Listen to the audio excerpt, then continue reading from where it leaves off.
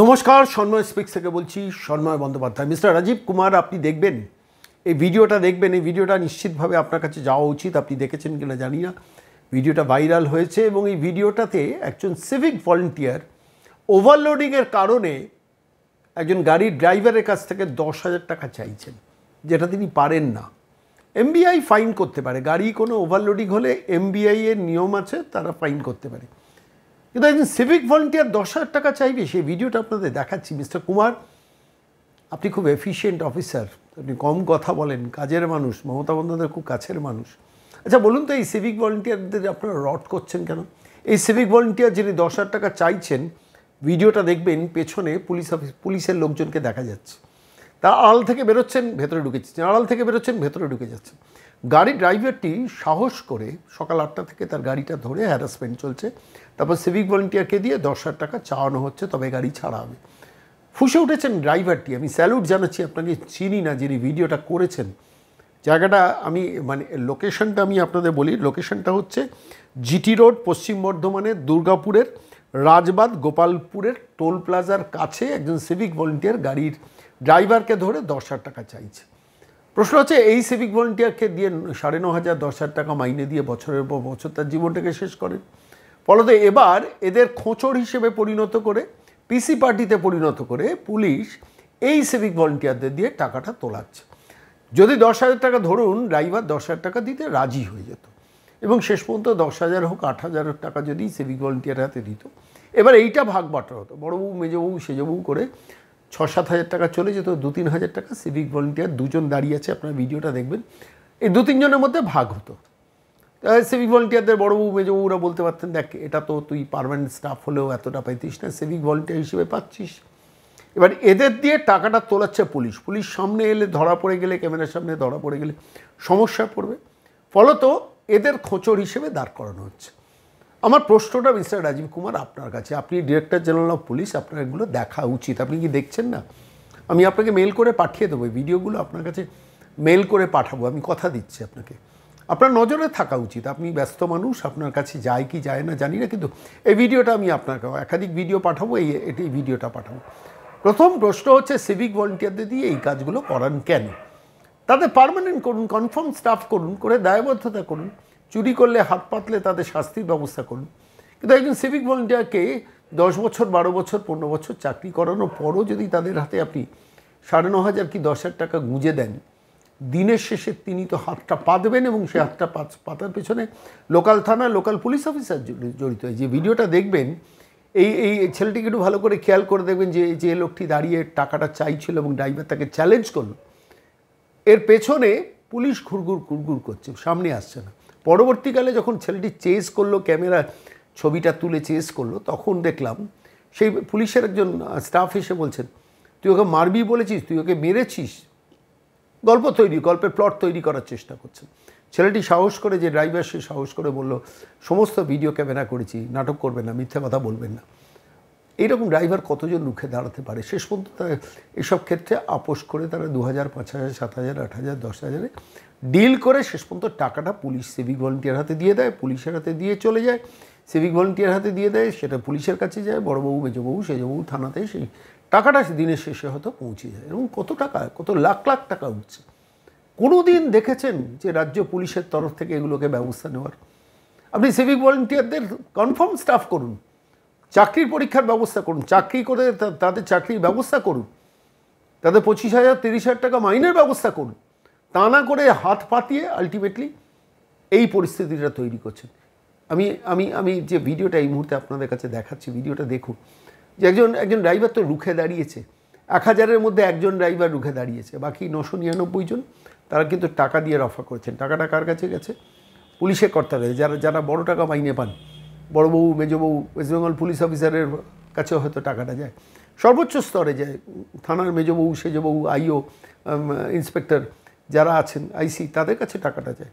যারা যারা যারা যারা ওই মানে পুলিশের ওসির তলায় যেসব অফিসার আছে তাদের কাছে যায়, কনস্টেবলদের কাছে যায়, ট্রাফিক পুলিশের কাছে যায়, ট্রাফিক গার্ডের কাছে যায়, সমস্ত জায়গায় টাকাগুলো ভাগ বাটোয়ারা। শেষে উচ্ছিষ্ট কিছুটা এই সিভিক ভলেন্টিয়ারদের হাতে দিয়ে দেওয়া। খারাপ হয় লোকের চোখে এরা, এই নীল ড্রেসের পুলিশ অফিসাররা খারাপ হয়, এবং দিনের শেষে আমরা তাদের দোষারোপ করি, আমরা বলি ভিখিরির জাত, অনেক কিছু বলি, আপনারা বলেন অনেক সময়, কিন্তু এদের অপরাধটা কি? আমি বলছি এদের আমি দোষ দিই, কিন্তু এদের সিস্টেমটা তো প্রভোগ করছেন, ব্যবস্থাটা তো সেই দিকে নিয়ে যাওয়া হচ্ছে যাতে এরা হাতটা পাতে। আচ্ছা বলুন তো, ওই 10,000 টাকা যদি আমি ধরলাম, তর্কে খাতিরে ধরে নিলাম ওভারলোডিং করেছে, 10,000 টাকা ফাইনটা হতো, সেই ফাইনটা তো সরকারের কোষাগারে যেত, সেটা যাচ্ছে না। আলটিমেটলি এই টাকাটা 10,000-এর বদলে 8,000 টাকায় সেটেল করে সেই টাকাটা যাচ্ছে পুলিশের বড় মেজো সেজো ছোটো কর্তাদের কাছে।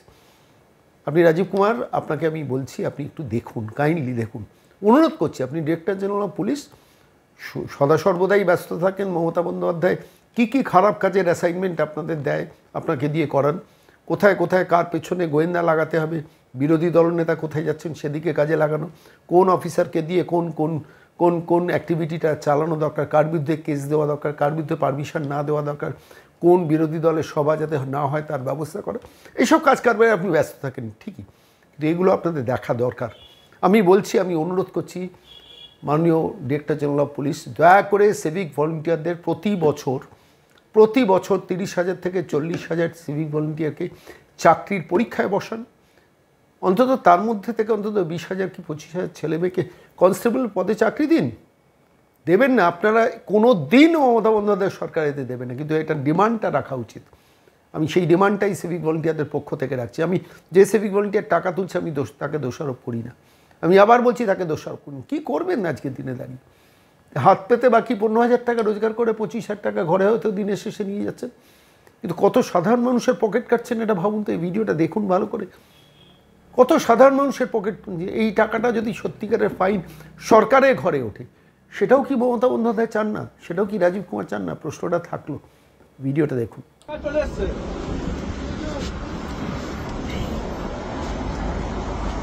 কি হলো?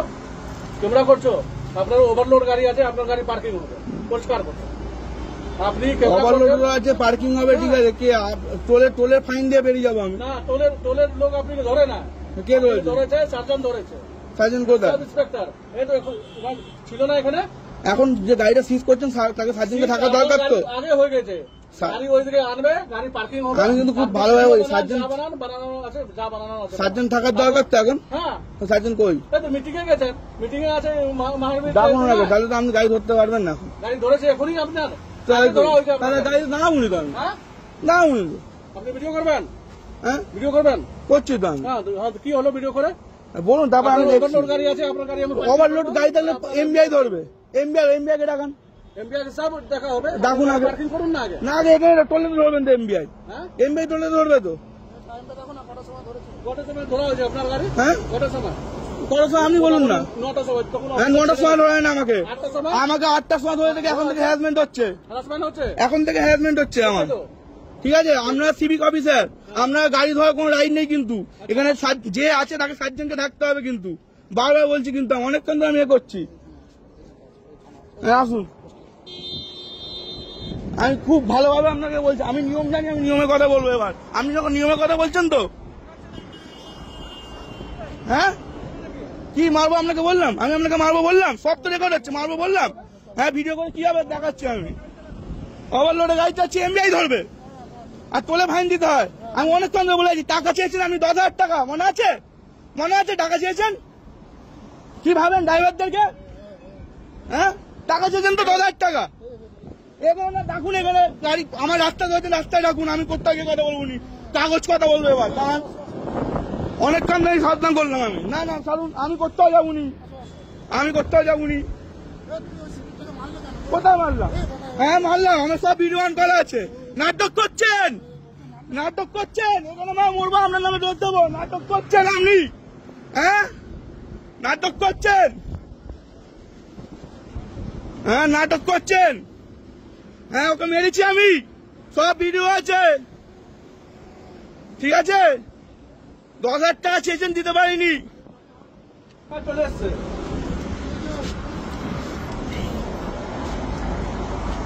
কি হলো? তোমরা করছো, আপনার ওভারলোড গাড়ি আছে, আপনার গাড়ি পার্কিং হবে, পরিষ্কার করছো। আপনি ওভারলোড আছে, পার্কিং হবে, ঠিক আছে। কে টোলের ফাইন দিয়ে বেরিয়ে যাবো আমি? না, টোলের লোক আপনি ধরে না। কে ধরেছে? সার্জন ধরেছে। সার্জেন্ট কোথায়? সাব ইন্সপেক্টর এই তো এখন ছিল না এখানে। এখন যে গাড়িটা সিজ করছেন তাকে সার্জেন্টকে থাকা দরকার তো। আগে হয়ে গেছে, গাড়ি ওইদিকে আনবে, গাড়ি পার্কিং হবে। আমি কিন্তু খুব ভালোভাবে ওই সার্জেন্ট বানানো আছে, যা বানানো আছে সার্জেন্ট থাকার দরকার তো এখন। হ্যাঁ সার্জেন্ট কই? এই তো মিটিং এ গেছেন, মিটিং এ আছে মাহাবীর। ডাকুন না, তাহলে তো আপনি গাড়ি ধরতে পারবেন না। গাড়ি ধরেছে এখনই আপনার, তাহলে ধরা হয়েছে তাহলে আপনার। গাড়ি না উনি তো আমি হ্যাঁ না উনি তো আপনি ভিডিও করবেন, হ্যাঁ ভিডিও করবেন। করছি তো আমি। হ্যাঁ কি হলো ভিডিও করে? বলুন তারপর আমি দেখছি। ওভারলোড গাড়ি আছে আপনার গাড়ি, আমি ওভারলোড গাড়ি তাহলে এমবিআই ধরবে। এমবিআই কে ডাকান, এমবিআই সব দেখা হবে। ডাকুন আগে। পার্কিং করুন না আগে। না আগে এখানে টলে ধরবেন তো এমবিআই। হ্যাঁ এমবিআই টলে ধরবে তো। কটার সময় ধরা হয়েছে আপনার গাড়ি? হ্যাঁ কটার সময়? কটার সময় আপনি বলুন না। 9টার সময়। তখন হ্যাঁ 9টার সময় ধরে না আমাকে, 8টার সময় আমাকে 8টার সময় ধরে থেকে এখন থেকে হ্যারাসমেন্ট হচ্ছে, হারাসমেন্ট হচ্ছে। এখন থেকে হ্যারাসমেন্ট হচ্ছে আমার। ঠিক আছে, আপনারা সিভিক অফিসার, আপনারা গাড়ি ধরার কোনো রাইট নেই কিন্তু। এখানে যে আছে তাকে সার্জেন্টকে থাকতে হবে কিন্তু। বারবার বলছি কিন্তু, অনেকক্ষণ ধরে আমি এ করছি। হ্যাঁ আসুন, আমি খুব ভালোভাবে আপনাকে বলছি, আমি নিয়ম জানি, আমি নিয়মের কথা বলবো এবার। আপনি যখন নিয়মের কথা বলছেন তো,